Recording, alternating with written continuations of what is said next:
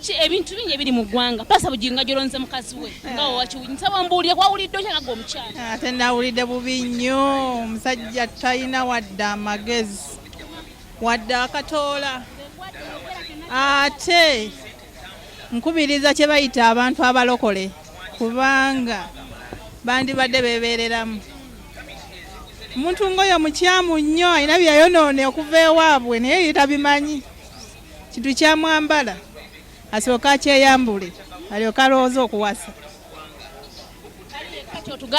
kizibu okuba nga ali yekka asinza okumwambira yalangidde mukazi we oyo omusajja kwegaba bizibu alina ekyamwambala tali yekka yandibadde mugezi ne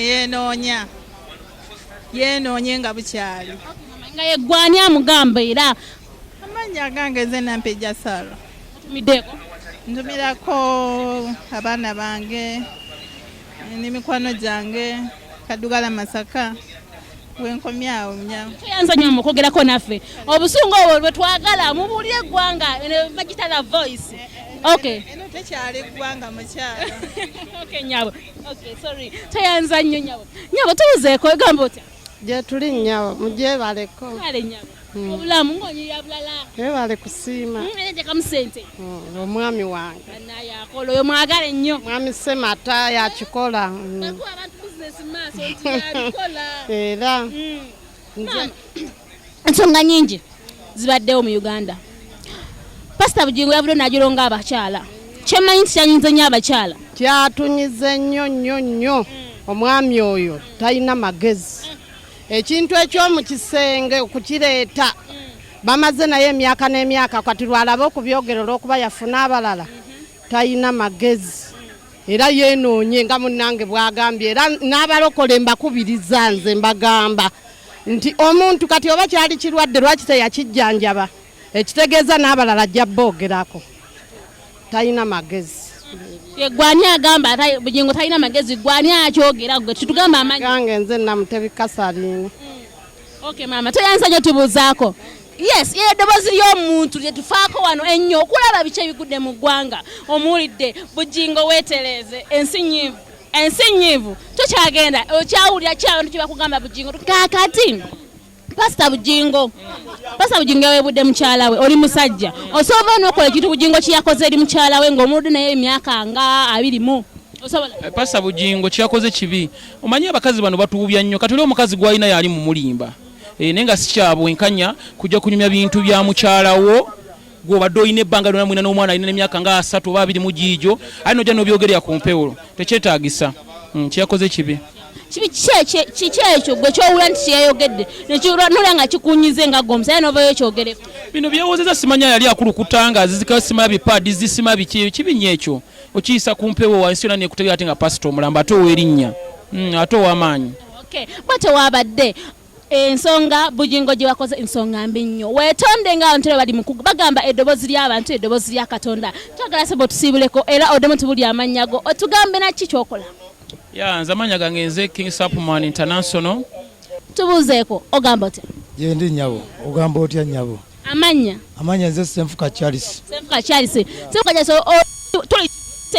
tuli kibuya eno ku loole nkolera wano wennyini kakati ebintu bingi bize mu Uganda obiwulidde gwe ki kyowula n'ogamba nginako nze njala kwogera ku kino nga sikugambye nti yogera ku kino njala kwogera ku Pastor Bujingo tugende Pastor ng'omusajja akulembera endiga za Katonda nadda ku mukazi we n'amwanika ekyo si kintu kya bugunjufu yakoze bubi nnyo tosobola kudda bintu bya mu kisenge ate n'obizza mu lujjudde lw'abantu mutuufu nze kigenda musuula ekyo ku lwange kyenyi kyeyogedde kyakutudde ku mutima ekyokwoza nti amaze ne mukazi w'emyaka 10 ng'akulukuta ebintu eby'omu kisenge ate go n'obiteeka mu lujjudde lw'abantu omusajja ng'oyo akulemberwa aba omanyi omuntu oba okulembera abantu balina kulabira ku ggwe so kati n'oba muzadde waka bw'opama wali tosagamba mwana nti ate topamawo okiraba ekintu ekyo kati Bujingo ekyo kiyakoze ekintu kibi nnyo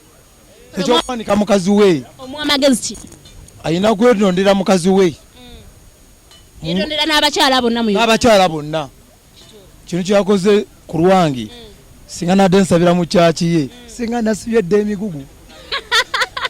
Okay, ngasha alina obusungu ku Pastor Bugingo we sorting abantu banyivu era bawulira nsazeewo nzyenga babuuza ku mbozi lwaki okitegeera. So Fresh Daddy Mwejebaleko. amanya Namuli Natasha. Namuli Natasha ga mwala wa Museveni. Yes. Okay. Bali mu kintu anti.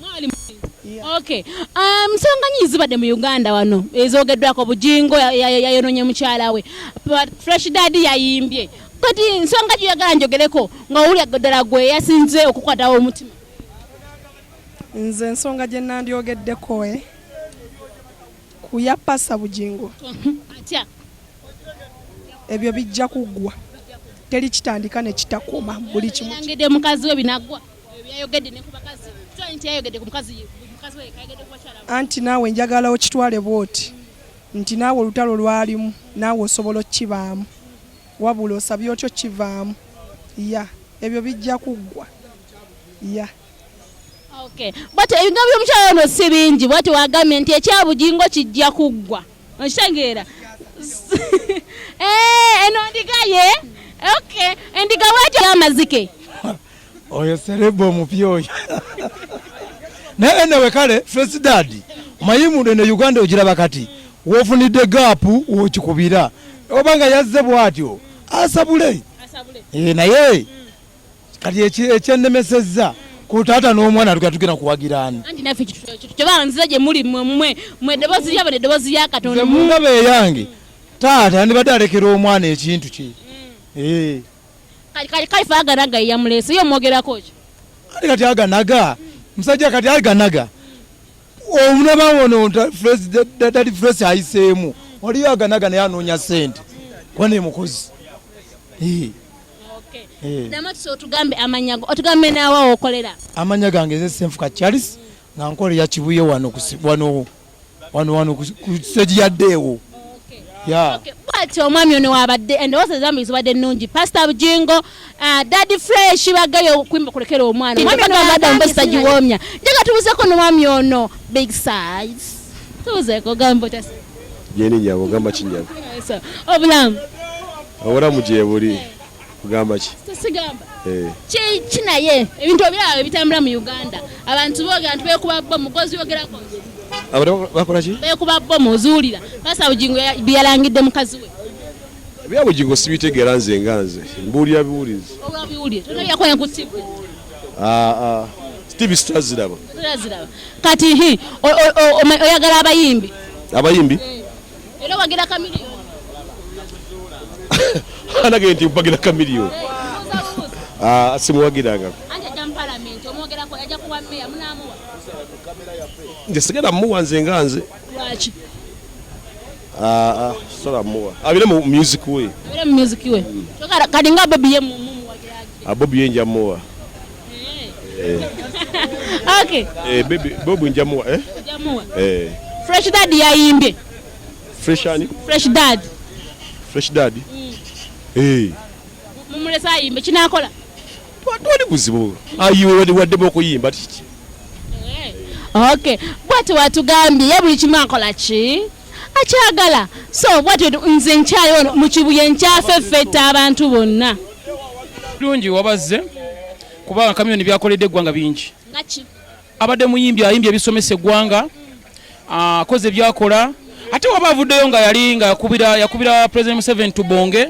Ayi najja nakulaga nti ye kale buli omu ayagala ssente. Najja nayetondera ensi naga abana ekituufu nakola nsobi nange kenyini ndaba embeera eriwo mu ggwanga najja okwesimbawo ku bwameya bwa Kampala. Si kibi. Era ffe tujja kumuwa. Kubameya. Ekimuna kiyagidde mu kiwagira. DP. Ffe kuvuddeyo tusabasinga ono abasinga bwe tuli ba DP. Kakati tuvuddeyo wakamini g'omuwagidde era omugambye emimala. Muwa. Hello, microphone. Yes, abaleefu abalungi. Sibe nti wembadde olunaku olwaleero tubadde Kibuye era nga abantu tuwulidde endowooza za abantu banyiivu nnyo eri Pastor Bugingo, banyiivu nnyo eri Daddy wa Fresh Kid, bamukkiriza ayimbe, abantu bakoze ki?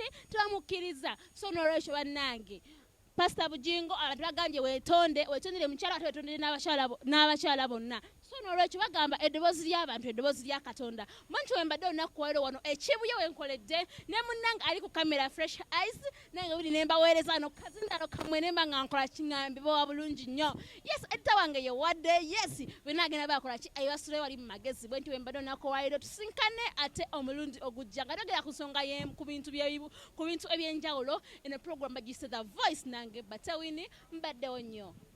Mwiraba.